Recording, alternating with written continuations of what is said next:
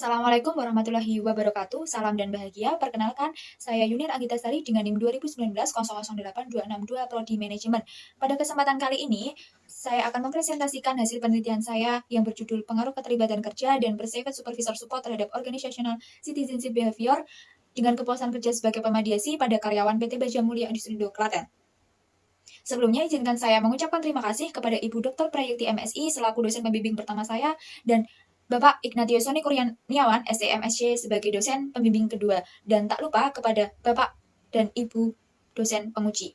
Kepuasan kerja dan keterlibatan kerja sumber daya manusia yang tinggi akan mendorong munculnya Organizational Citizenship Behavior ataupun OCP, yaitu perilaku yang dilakukan atas kehendak sendiri yang bukan menjadi bagian dan tuntutan kerja formal, tetapi mendorong efektivitas fungsi organisasi.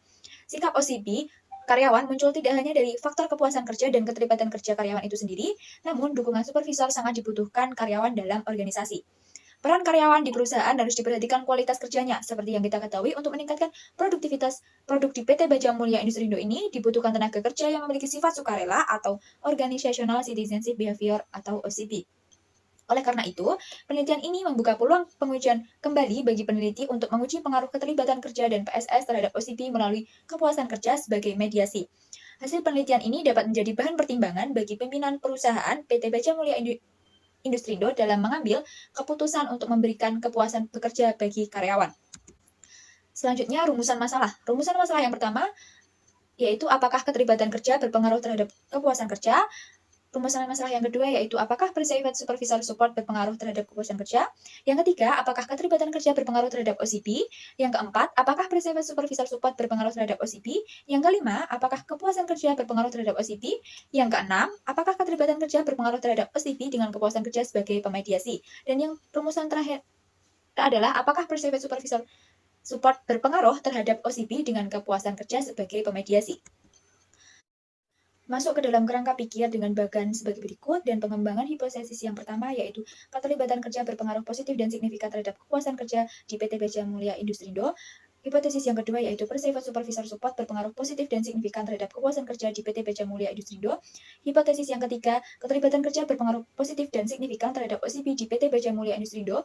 Hipotesis keempat yaitu Private Supervisor Support berpengaruh positif dan signifikan terhadap OCP di PT Baja Mulia Industrindo. Kemudian hipotesis yang kelima yaitu kepuasan kerja berpengaruh positif dan signifikan terhadap OCP di PT Baja Mulia Industrindo. Selanjutnya, pada metode penelitian. Sifat penelitian dalam penelitian ini menggunakan metode kuantitatif. Kemudian untuk populasi dalam penelitian ini adalah seluruh karyawan PT Baja Mulia Industrindo yang berjumlah 50 karyawan. Kemudian untuk teknik pengambilan sampel, dalam penelitian ini menggunakan teknik sensus. Selanjutnya sumber data pada penelitian ini menggunakan data primer yang diberikan langsung oleh responden melalui kuesioner. Kemudian teknik pengumpulan data pada penelitian ini dengan menyebar kuesioner atau angket kepada responden. Selanjutnya, metode pengukuran atau outer model. Di sini ada 3 tahap. Yang pertama, convergent validity dan discriminant validity, kemudian composite reliability. Convergent validity dan discriminant validity untuk menguji validitas data, dan composite reliability untuk menguji reliabilitas data.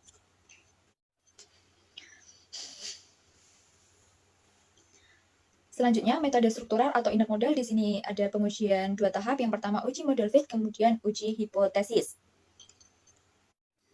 Selanjutnya adalah analisis mediasi. Analisis mediasi merupakan total direct effect, total indirect effect, dan total effect yang dapat digunakan untuk melihat variabel mediasi apakah berfungsi sebagai variabel yang mampu meningkatkan pengaruh variabel independen terhadap variabel dependent.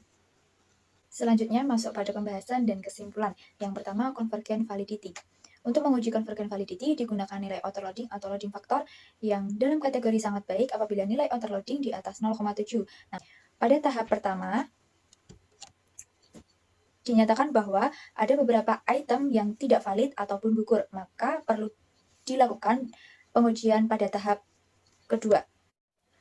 Pada pengujian tahap kedua, dilakukan dengan tidak menyertakan kembali pernyataan atau item yang sebelumnya telah gugur.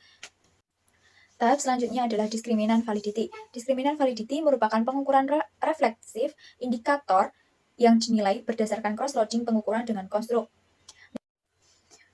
Berdasarkan hasil yang diperoleh, dinyatakan bahwa indikator-indikator yang digunakan dalam penelitian ini telah memiliki discriminant validity yang baik dalam menyusun variabelnya masing-masing. Hasil ini menunjukkan bahwa masing-masing variabel telah memenuhi composite reliability sehingga dapat disimpulkan bahwa keseluruhan variabel memiliki tingkat reliabilitas yang tinggi. Uji model fit digunakan untuk mengetahui suatu model memiliki kecocokan atau kelayakan dengan data. Kemudian uji hipotesis. Pengujian hipotesis dalam penelitian ini dilakukan dengan prosedur atau metode hitung bootstrapping. Berdasarkan tabel pada bagian tersebut, hasil analisis mediasi dapat disimpulkan bahwa kepuasan kerja mempunyai efek mediasi dan dapat memediasi hubungan antara keterlibatan kerja terhadap OCP maupun Perceived Supervisor Support terhadap OCP. Baik, cukup sekian presentasi dari saya. Kurang lebihnya mohon maaf. Wassalamualaikum warahmatullahi wabarakatuh. Salam dan bahagia.